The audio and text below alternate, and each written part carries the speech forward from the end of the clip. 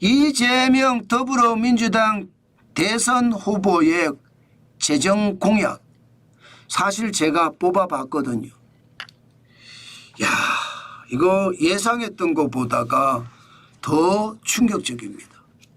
한번 보실래요? 네. 일단 이재명 더불어민주당 대선 후보의 재정 공약을 큰 그림으로 정리를 했습니다. 큰 그림으로 정리를 해보니까 딱 두 마디로 결정이 되더라고요. 확장 재정이라는 말 하나 하고요. 의회 권한 확대라는 말, 이 두 마디로 결정이 되더라고요. 확장 재정이 심하고 의회의 권한이 확대됐다. 이게 핵심이에요.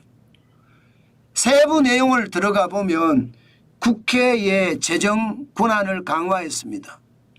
국가 재정 운영 계획을 일반적으로 수립하거든요. 이 수립 내용을 국회에 보고하도록 했습니다. 야, 이러면 국회 중심의 나라가 되는 건가요? 결국은 일당 독재가 시작이 된다는 느낌이 없지 않아 있죠. 게다가 재정으로 경기 대응을 의무화하겠다 이렇게 이야기했습니다. 이거 돈 풀겠다는 이야기입니다. 예산 편성 때 경제 성장률이나 물가 상승률을 반영하겠다. 이게 여러분 경제 성장률이나 물가 상승률을 반영하겠다 이 말은요. 경제가 나빠지면 돈 찍어서 계속 뿌리겠다는 이야기예요. 물가가 너무 높아도 그 조정을 하겠다는 이야기고요. 그러면 여러분 지금 대한민국의 경제 성장률이 잠재 성장률이 1% 정도거든요. 그러면 앞으로 돈을 계속 뿌리겠다는 이야기입니다. 여기다가 지방 재정을 확대하겠다고 했습니다. 지방 교부세를 확대하겠다. 지방에도 돈 뿌린다는 이야기입니다. 지방에도. 특히 지방에는요. 지역화폐를 통해서 국가 재정 지원을 의무화하겠다 이렇게도 이야기하고요. 농어촌의 주민수당 기본소득이라는 거죠. 농어촌 기본소득을 지역화폐로 지급하겠다 이렇게 이야기합니다. 참 이것을 보니까 진짜 돈 뿌리겠다는 정책 외에 다른 정책이 있을까 싶을 정도예요. 제가 제가 일부러 이것만 다 꺼내서 이야기하는 게 아니에요. 재정 관련 공약을 전체를 망라를 해보니까 이 네 가지가 가장 중요한 핵심이더라고요. 결국 말입니다, 여러분. 이 재정 공약에 그러면 재원을 어떻게 마련하겠다 그 방법이 있어야 되잖아요. 재원을 마련하겠다는 방법은 없어요. 지출 구조 조정을 하겠다는 말도 없어요. 그럼 뭘 하겠다는 이야기예요? 문재인 정부 때처럼 돈 찍어서 뿌리겠다는 이야기예요. 여러분들도 알잖아요. 문재인 정부 때 돈 찍어서 얼마나 뿌렸는지 보세요. 2018년에서 2022년까지 무려 말입니다. 407조 5천억이나 찍어서 뿌렸습니다. 야, 장난 아니죠. 장난 아닙니다. 김대중 정부 때 85조 4천억 원, 노무현 정부 때 143조 2천억 원, 이명박 정부 때 180조 8천억 원, 박근혜 정부 때 지금 170조 3천억에 비하면 407조 5천억 원이잖아요. 윤석열 정부는 딱 한 번 했습니다. 13조 8천억 원. 그게 다예요. 3년 동안. 이제 내년부터는 돈 엄청나게 뿌린다는 이야기가 되는 거예요. 와, 저는 이거 결국 말입니다. 결국 나라 망하는 거 우리는 볼 수 있을지도 모르겠어요. 문재인 정부 때 왕창 뿌렸죠.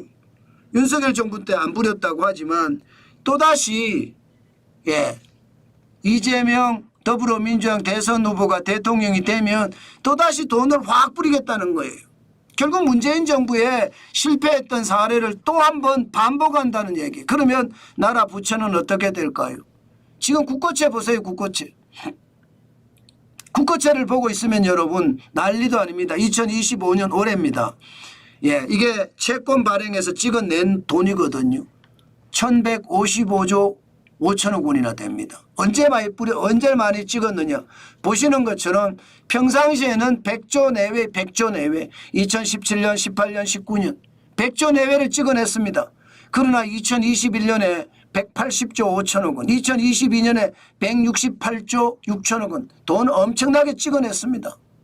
이렇게 찍어내니까 윤석열 정부 들어와서 이게 만기라고 정신없어요. 하도 찍어내니까 이게 만기가 돌아오잖아요. 만기가 돌아오니까 윤석열 정부도 찍어서 만기를 대체하는 거예요.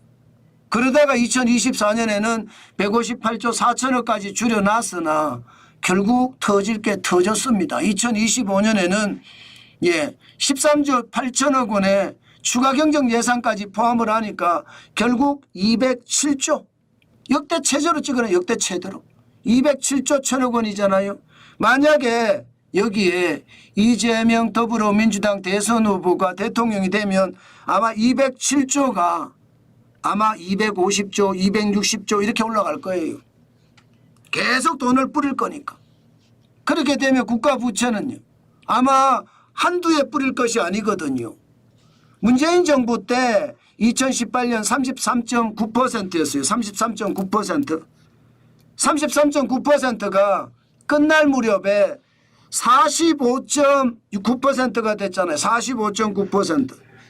그러면 정확히 12%가 올라간 건가요? 12%.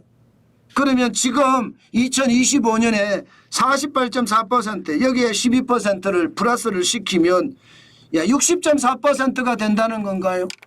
마의 60%를 넘어서는 거죠. 일반적으로 여러분 국가 부채가 50%만 넘어서도 비기축 통화 국가 입장에서는 많다고 합니다. 그런데 60%가 넘어서요. 제가 봐서는요. 대한민국 미래는 저는 없다고 생각합니다. 아니라고요? 두고 보십시오. 제 얘기가 틀렸습니까? 문재인 정부 때 예상했던 모든 내용들이 윤석열 정부에 그대로 똑같이 맞아떨어졌잖아요. 윤석열 정부가 그나마 지금 다독거려 놨는데 이거 만약에 지금 이재명 더불어민주당 대선 후보가 대통령이 되면 또 난리 날 거예요. 결국 문재인의 귀환입니다. 그만큼 말입니다. 충격적인 사태가 저는 충분히 벌어질 수 있다고 생각합니다. 여러분 진짜 제가 지금까지 이야기하는 게 진짜입니다. 틀리는 거 저는 못 봤어요. 그 정도로 심각한 상황이 될 거예요. 아마 저도 말입니다.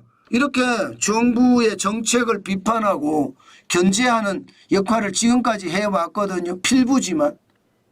아마 이재명 더불어민주당 대선 후보가 대통령이 되면 제가 이거 계속할 수 있을런지 그것도 잘 모르겠어요.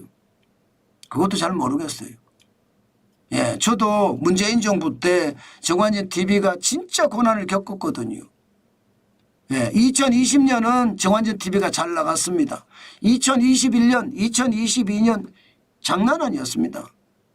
아마 그런 일이 앞으로 또 5년 동안 벌어질 수 있다고 생각하니까 참 어떻게 생각하면 충격이 되겠네요. 그러나 저는요 끝까지 할 거예요. 정론직필이라고 이야기하는 있는 그대로의 사실을 있는 그대로 여러분들에게 말씀드리겠습니다. 무슨 일이 있더라도 제가 계속 채널이 폐쇄가 된다면 만들고 또 만들어서 여러분들에게 있는 그대로의 사실을 있는 그대로 여러분들에게 말씀을 올리겠습니다. 지금 현재까지는 제가 공약집을 보니까 충격이다.